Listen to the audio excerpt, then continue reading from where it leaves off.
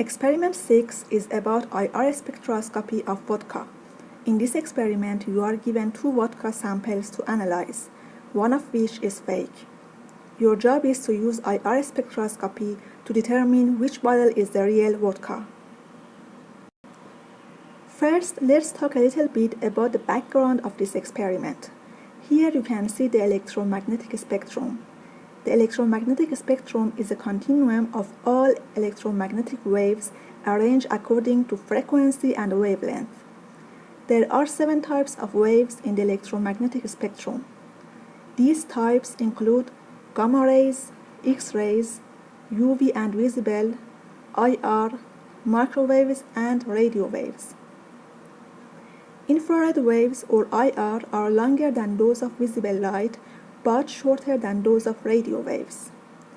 For a molecule to absorb infrared radiation, it must undergo a net change in dipole moment as a result of vibrational motion. Vibrations can be subdivided into 2 classes, stretching vibrations and bending vibrations, depending on whether the bond length or angle is changing. Stretching vibrations change bond length while bending vibrations change bond angles. There are 2 types of stretching vibrations. In symmetric stretching, 2 or more bonds vibrate in and out together. In asymmetric stretching, some bonds are getting shorter at the same time as others are getting longer. On the other hand, bending vibrations change the angle between 2 bonds. There are 4 types of bending vibrations: scissoring, rocking, wacking, and twisting.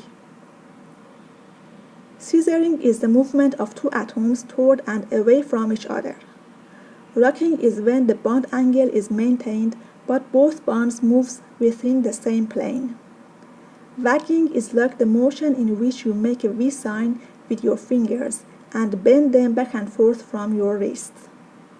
And finally, twisting is when one atom is above the plane and the other is below the plane. The number of vibrational modes in a molecule is 3n-5 for linear molecules and 3n-6 for nonlinear molecules, where n is the number of atoms. For example, since HCl is linear and has 2 atoms, so it has only 1 vibrational mode. For nonlinear molecules, such as H2O, the number of vibrational modes defines as 3n-6. So using this formula, water would have 3 vibrational modes. Here you can see an FTIR block diagram which you are going to use for the analysis of vodka. FTIR works by changing the dipoles of the molecule and recording what wavelength this occurs at. A common FTIR spectrometer consists of a source, an interferometer, sample compartment, detector, and a computer. The source generates radiation which passes the sample through the interferometer and reaches the detector. Eventually, the signal is transferred to a computer in which Fourier transform is carried out. The Michelson interferometer, which is the core of FTIR spectrometers, consists of 2 mirrors and a beam splitter. One of the mirrors is a stationary mirror, and another one is a movable mirror. The beam splitter is designed to transmit half of the light and reflect half of the light. The Michelson interferometer recombines the 2 beams coming from the mirrors and conducts them into the detector. The advantages of FTIR are: it can measure all wavelengths at once and it has a better signal to noise. The IR instrument which you will be using has an ATR attachment, which will allow for easier sample preparation and testing. ATR allows analysis of solid or liquid phase without additional sample preparation. Here you can see a schematic of an ATR system. In an ATR, the sample is placed directly on the crystal. An IR beam is then directed onto the crystal with a high reflective index, and subsequently an evanescence wave forms between the sample and the crystal.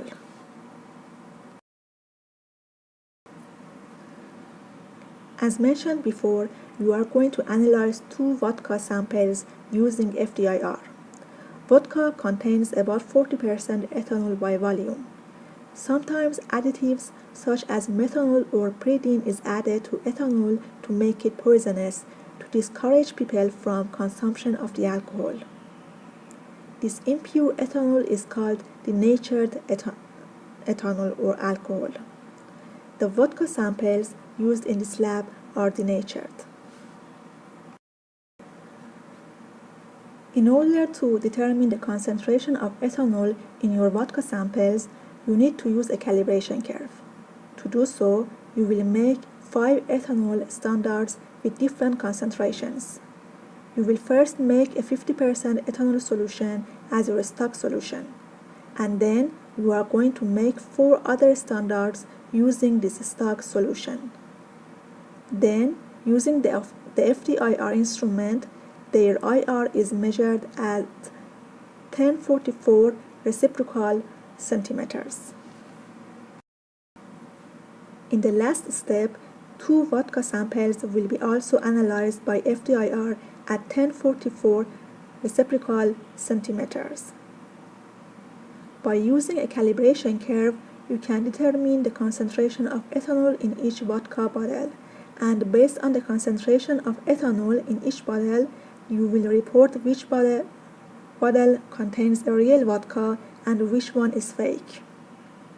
Please make sure to review your lab manual for detailed procedure and also how to operate an IR instrument.